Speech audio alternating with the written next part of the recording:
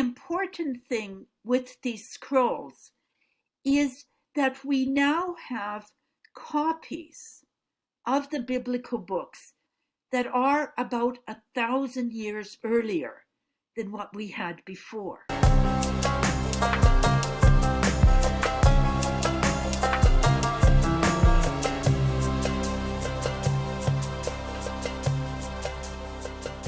Well, welcome to our podcast today. My name is Jeff and I'm your host.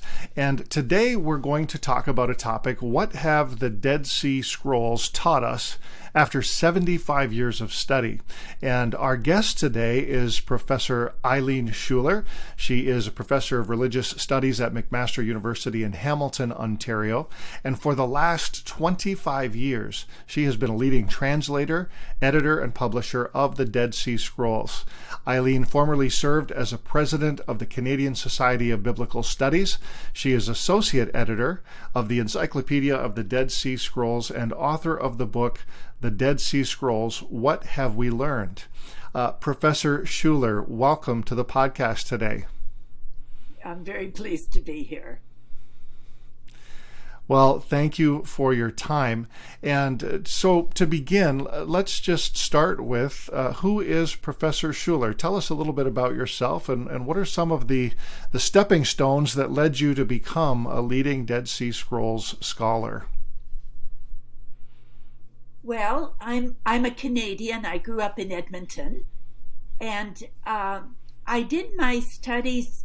I began with classics, Latin and Greek at University of Alberta, and then I moved on to study at University of Toronto, and I became interested in studying the Bible in Hebrew, and my interest went to the period of the post-exilic, after the people came back from Babylon, and the period between that time and the coming of Jesus, of which we really have less information than we have about some of the earlier periods.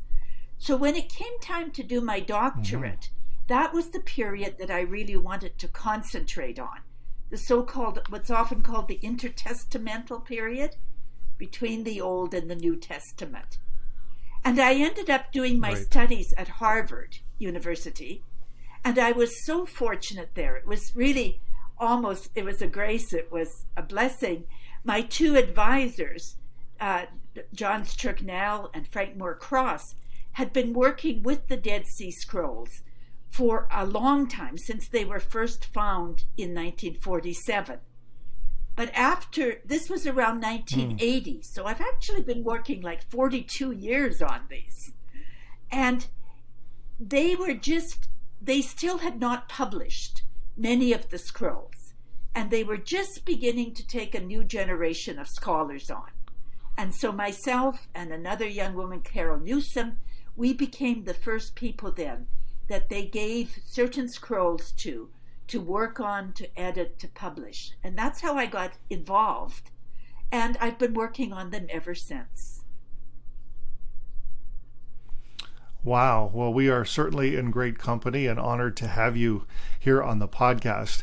And I want to find out, just for those in our audience who are listening and maybe are less familiar with the Dead Sea Scrolls, just briefly explain where, when, and how were they discovered?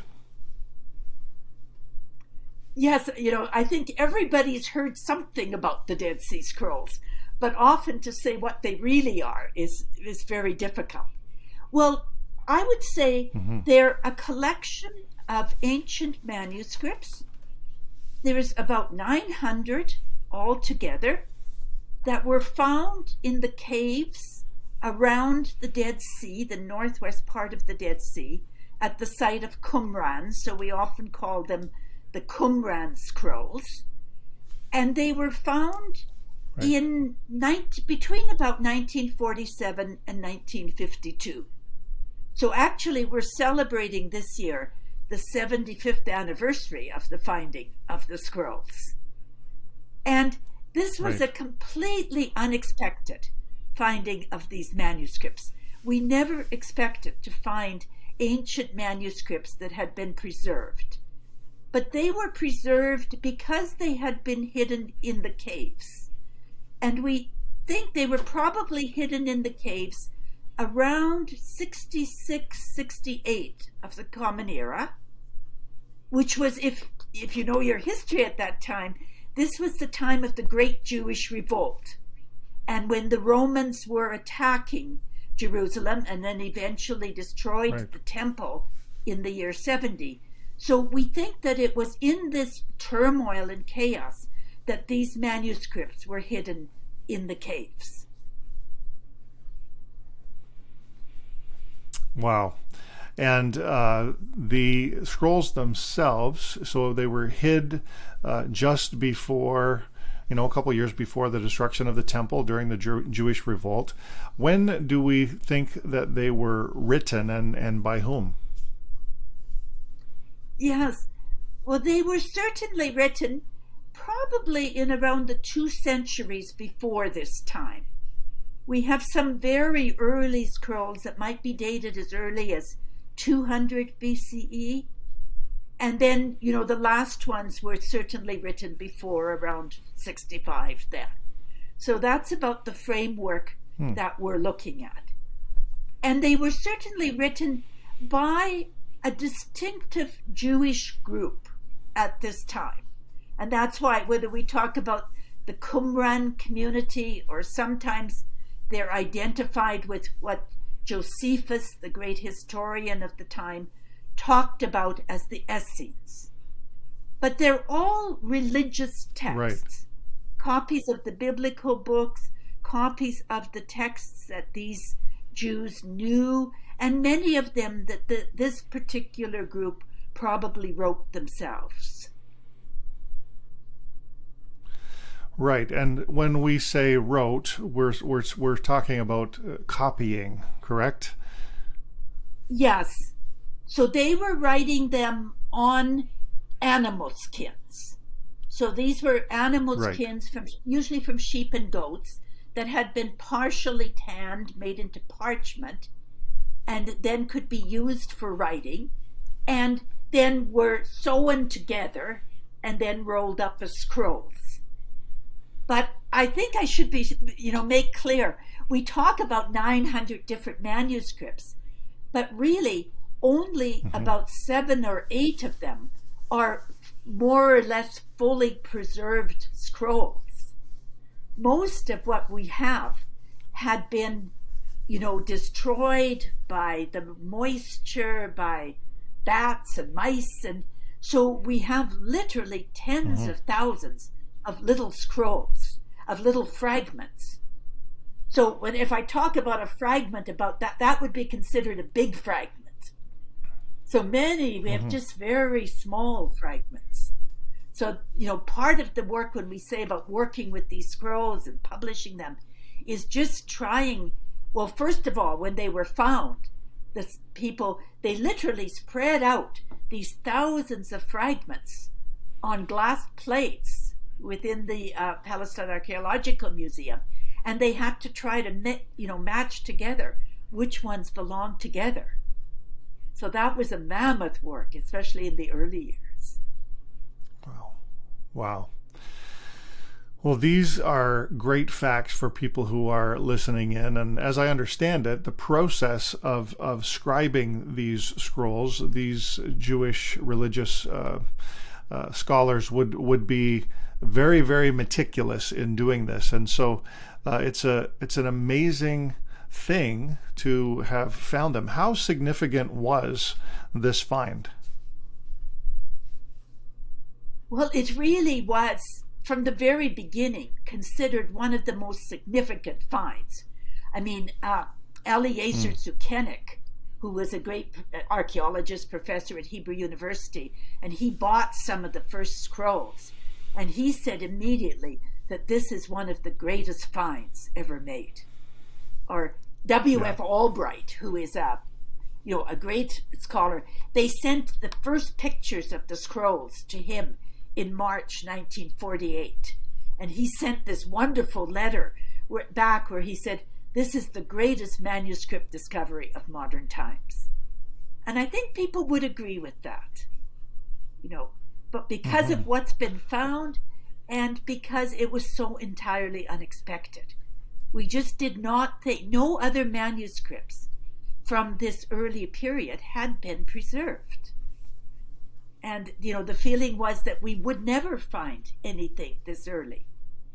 And, so that's partly why it was such a big discovery. Yeah. Amazing. Now, which books of the Hebrew Bible were discovered in the caves? Well, in the caves, there were copies of all of the books of the Hebrew Bible, with the exception of the book of Esther. Now, I have to clarify that, because when I say copies, they really range from, like, we have one virtually complete scroll of the entire book of Isaiah, the whole 66 chapters. So that's a huge scroll, some 7 meters long. But then for some of the other books, we might have very small fragments. I mean, the book of Chronicles, and you know how long the book of 1st and 2nd Chronicles is. We have a couple of little fragments, but we know it was there. Amazing. Now, so the Isaiah scroll was found intact. We have the entire book. Is that the only one in its entirety? Yes, it really is. That's by far the most complete scroll that we have. Most of the other ones are fragments. Of course, for a biblical book, even if you have a very small fragment, sometimes not even any complete words, we can still match it up and know exactly where it's coming from. Right. Yes, exactly. Now, you've been studying these scrolls now for a very long time, as you mentioned earlier. What are some of the things that we have learned about how the Bible was written? Well, a number of different things. I mean, I think the important thing with these scrolls is that we now have copies of the biblical books that are about 1,000 years earlier than what we had before. Because prior to 1947, the earliest virtually complete manuscripts that we had of the Hebrew Bible were from the 10th and 11th century. The one that our translations are really based on is usually the Leningrad Codex from the year 1009. So now we have, for instance, in the book of Isaiah, we have this Isaiah scroll that was written 125 BC. So that's 1,000 years earlier. So we can see how carefully this book was copied throughout all these 1,000 years. And certainly it was copied very carefully. I mean, it's basically the same manuscript. But on the other hand, there are also hundreds of different small variations.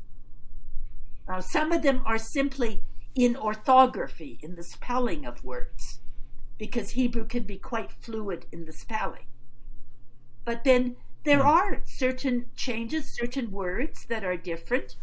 And so scholars have to look and see, well, what might have happened here? How did this change come about? And what might be the original text as far as we can try to understand it? And that's the work of the whole field of textual critics. And that's a whole field of study in itself that has been completely revised now that we have all this new information. Now, when we think about, reading the Bible today, we think about a bound book. And I think sometimes we think that way when we, picture the stories in the Bible. But what would the Bible that Jesus was familiar with have looked like?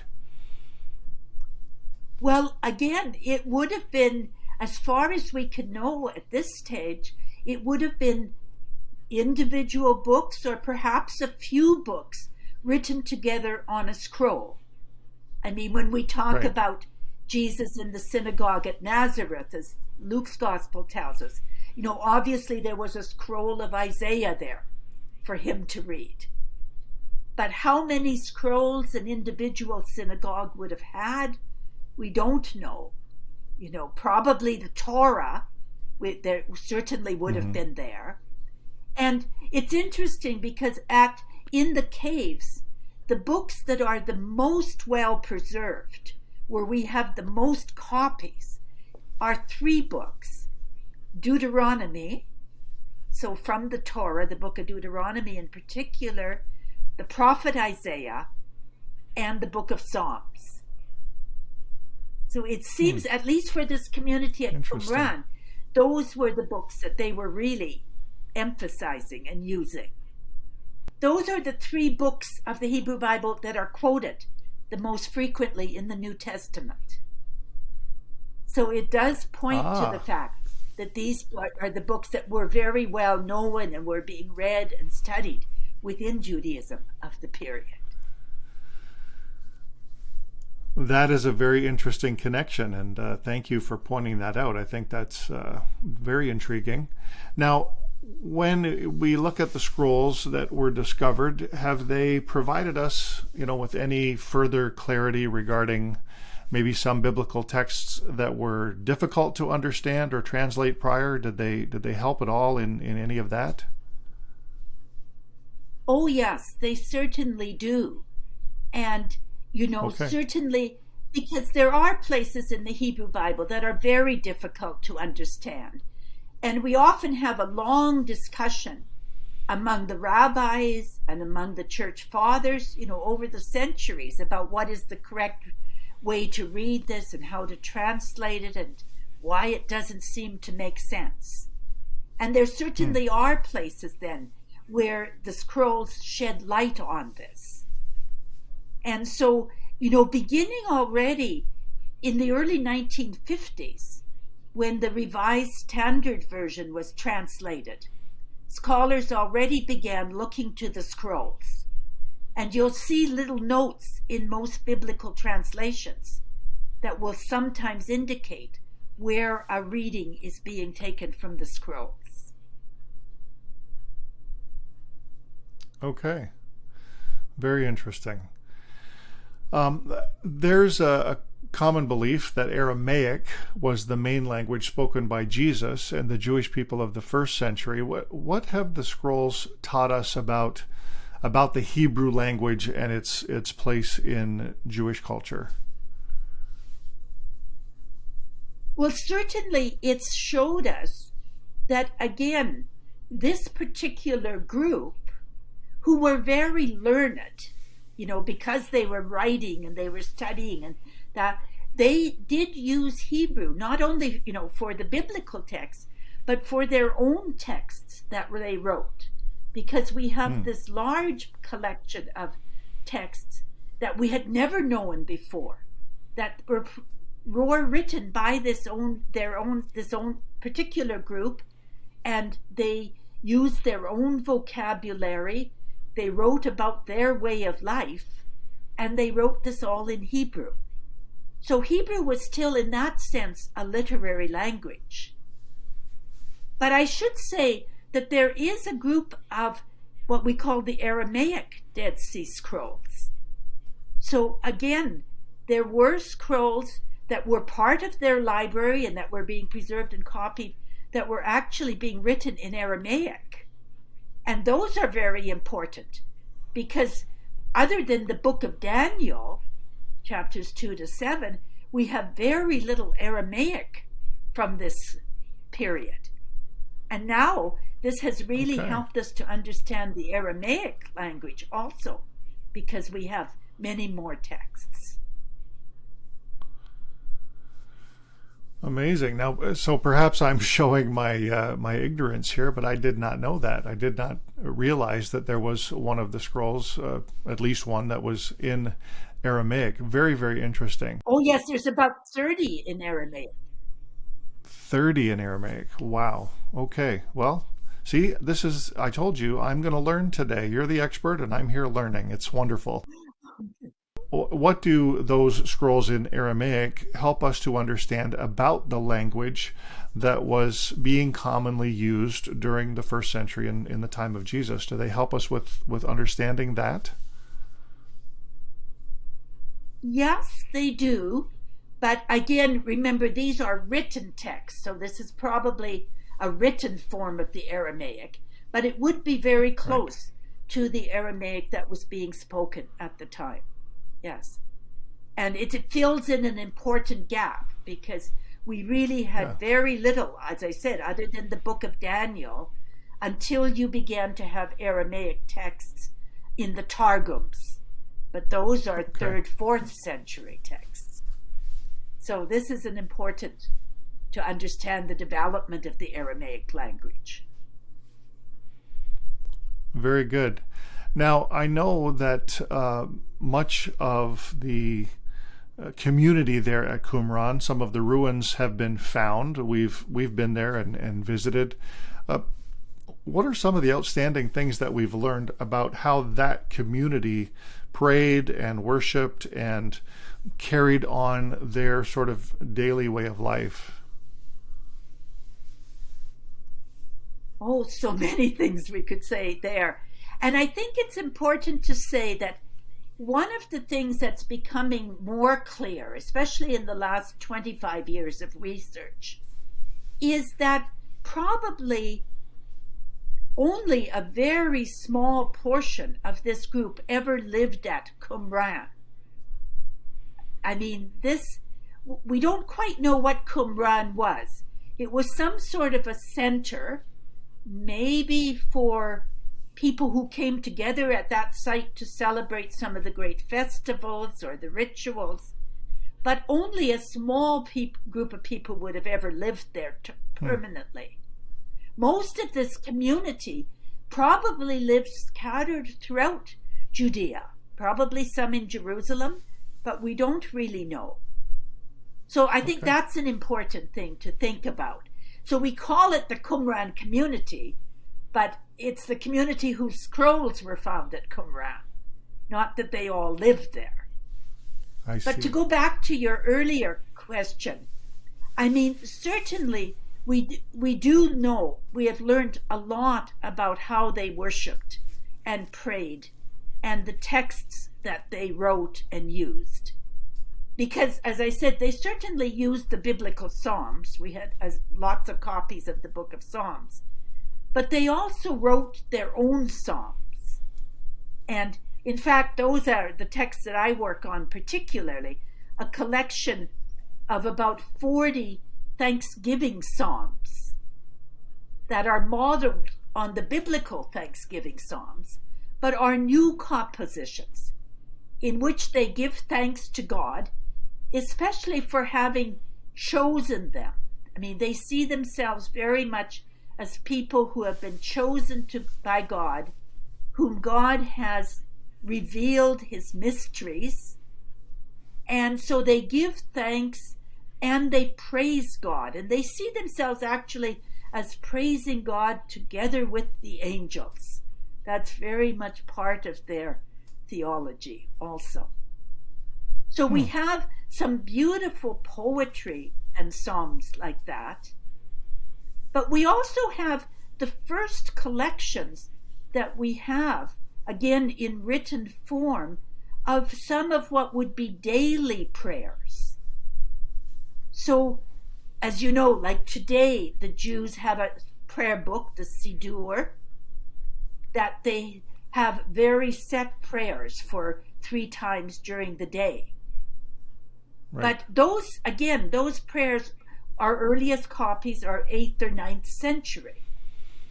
But now we're seeing daily prayers that were being used in the 1st century. And so we have a collection of prayers for each day of the month, for morning and evening when the sun goes out to illumine the earth, and then when the sun returns in the evening. Or we have a collection of prayers with little headings for each day of the week, the prayer for the 4th day, for instance. And that's a wonderful, quite a well-preserved collection of prayers for each day of the week. And it sort of leads you through the history of the people, from creation to Exodus to exile. And you have prayers of petition for knowledge, for forgiveness. And they all lead up, interesting, to the prayer for Shabbat, for the Sabbath. Right. And that's a prayer of praise. So again, and that's part of Jewish tradition until today, that on Sabbath, your only prayer is a prayer of praise. And we can see that goes back already to the 1st century.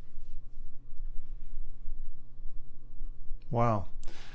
That is amazing to understand. And I think, it also helps to sort of undergird what we know today in terms of giving it the foundation that it's been in place for so many hundreds of years.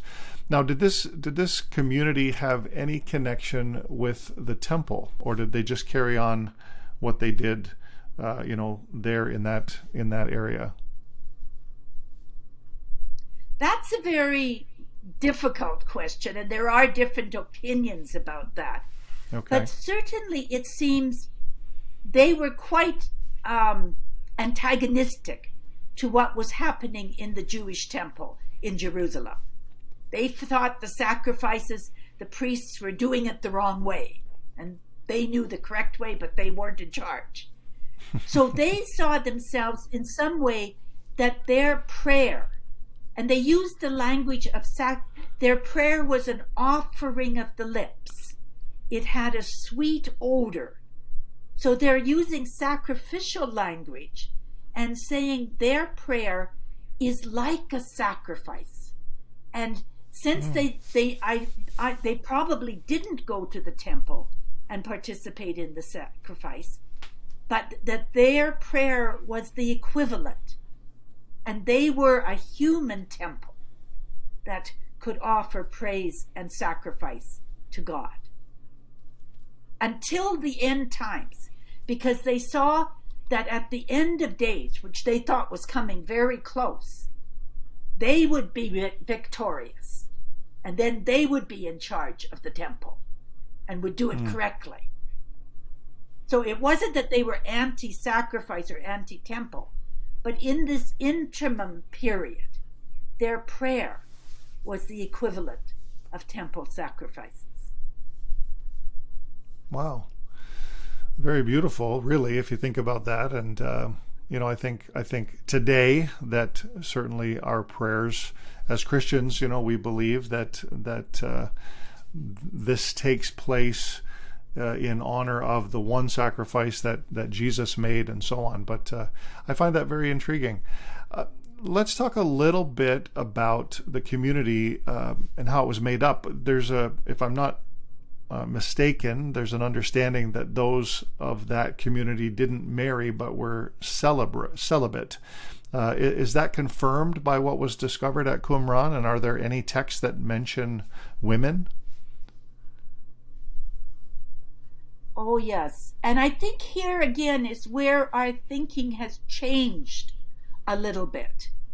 Because when these were first found, the very first scrolls that talked about their life, that they lived together, they shared property, they had a long stage of initiation. And that reminded people of what Josephus had said. There was this group of Essenes. And that's how they lived. So these people were often identified with the Essenes. But these early texts, the first text from Cave 1, they didn't say anything about whether they married or not. The Essenes didn't marry. So people began to assume, well, these were the Essenes, they didn't marry. But it was never quite that simple, because from the very beginning, we had some texts that talked about marriage.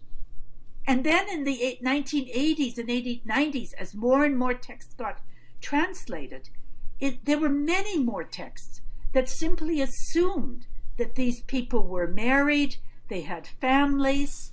There were all sorts of regulations about how marriage was to be conducted, sexual relations within marriage, how the father chose a husband for his daughter, and that. So it seems much more that, again, probably the larger part of this community were married and had families. There might have been a smaller group that were celibate, but certainly these texts tell us a lot about then understanding of marriage and women at this time in Judaism. Very good. That clears that up. And talk a little bit more. What would the role of women have been at that time? Were they, just the homemakers, the leaders of the family? What do we know about that?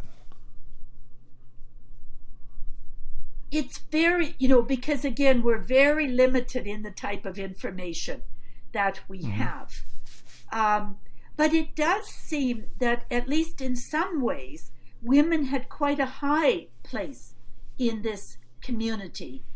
Because we're basically dealing with many legal texts about what people could and couldn't do. But in some of these texts, women could give a certain type of testimony about certain things, especially with regard to sexual relations within marriage.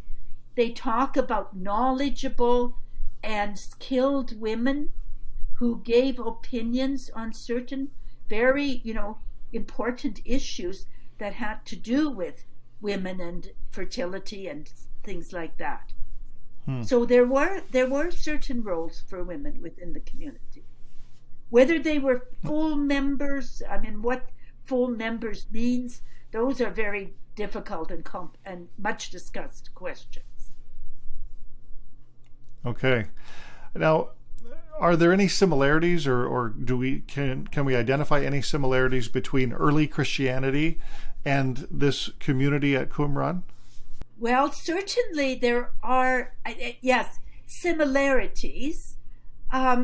Similarities in the fact that, we have then a better sense of sort of the spectrum and the range of theological thinking within first century Judaism, from which Christianity is situated and arising. So, the sense I mentioned, this very strong sense that you had with this group of the end of times coming soon. Belief that there would be a Messiah, or sometimes this community seemed to expect to have two Messiahs, someone from the line of David and a priestly Messiah. But this sense of a great expectation, this sense of preparing for the end times by repentance. Repentance often took the form of ritual washings. So, you can see some of the similarities with Christianity. Some of the language that this sect used, or this group used, about seeing things often in a very black and white, dualistic way, the way that John's Gospel does, light and darkness, truth and lie. That was very much part of their language. And when we often studied St. John's Gospel, because it's so different than the other Gospels, people tended to think, well, that language must be coming from the Greeks, coming from much later. But now we can see that was part of at least some Jewish thinking within this period. The same way when Paul, he uses this language of the mystery that is revealed in Jesus Christ, the mystery of God's will toward you. Well, that language, again, people said, well, is he drawing this from the Greek mystery religions? No, this was very much part of the language at this time. And we have many texts from the Qumran material that talk about Raz Nihye, the mystery that is. Okay. So we can see, again, Christianity much more within its context. Yeah, and I guess identify that possibly early Christians were influenced by this type of thinking from from the community at Qumran. I think that as you're talking, it all seems very, very likely that would be the case. Now, has anything led you to believe that John the Baptist may have been connected to this community? That's something that we hear, about. What do you say about that? That's very hard it's very hard to establish. Certainly, again, the language of preparing for the end times, which is, going to be coming near, and John certainly had that expectation. The language of using repentance, changing in preparation, the language of washing, so all of these things, could have been, whether he was actually a member at any time at Qumran, that we don't know. But this was part of the milieu at that time. Right. That's very clear. So no direct link to him as a named person, but certainly I don't think we can establish. No, but certainly the activities that he was involved in, and let's say even the area where he carried out his ministry there along the Jordan, not that far away from Qumran, and so there could be some connections, I guess, is what people say. Yes. Okay, well, this has been very, very interesting, Professor Schuller. I really appreciate you taking some time with us today. Now, the Dead Sea Scrolls themselves, what does the future look like? Have we learned everything that we can learn from these, or what's on the horizon?